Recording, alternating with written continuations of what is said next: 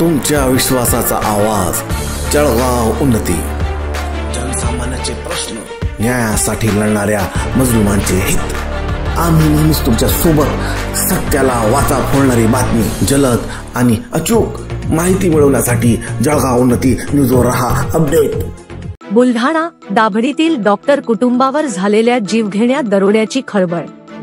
बुलढाणा जिल्ह्यातील दाभडी येथे एका पशुवैद्यकीय डॉक्टरच्या घरात जीवघेणा दरोडा पडल्याची धक्कादायक घटना उघड झाली आहे।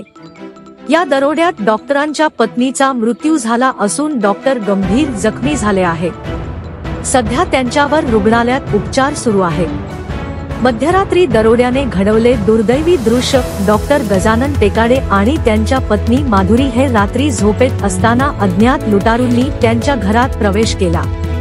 लुटारूंनी घरातील मौल्यवान दागिने आणि रोख रक्कम लुटली। यावेळी झालेल्या झटापटीत माधुरी टेकाडे यांचा मृत्यू झाला, तर डॉक्टर गजानन टेकाडे यांना जबर मार लागला आणि ते बेशुद्ध झाले। कुटुंबियांना पहाटे मिळाली धक्कादायक माहिती। सकाळी 5 वाजता टेकाडे कुटुंबीय त्यांच्या घरी आले, तेव्हा त्यांना ही घटना कळाली। त्यांनी पाहिले की डॉक्टर गजानन टेकाडे बेशुद्ध अवस्थेत पडले होते आणि त्यांच्या पत्नी मृत अवस्थेत आढळल्या। त्या घटनेमुळे परिसरात भीतीचे वातावरण पसरले आहे। लुटारूंनी पसार होताना घेतली मोठी रक्कम आणि दागिने। दरोडेखोरांनी घरातील मौल्यवान वस्तू, दागिने आणि रोख रक्कम लुटून नेल्याचे दिसून आले।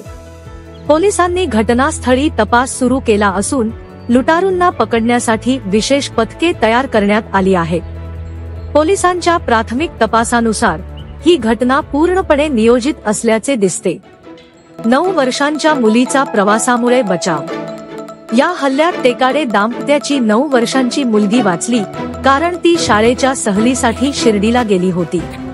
ही गोष्ट कुटुंबियांसाठी थोडासा दिलासा ठरली असली तरी घटनेचे भीषण परिणाम पाहता गावकरी हादरले आहेत। पोलीस तपास वेगाने सुरू। घटनास्थळी पोलीस दाखल झाले असून दरोडेखोरांचा शोध सुरू आहे।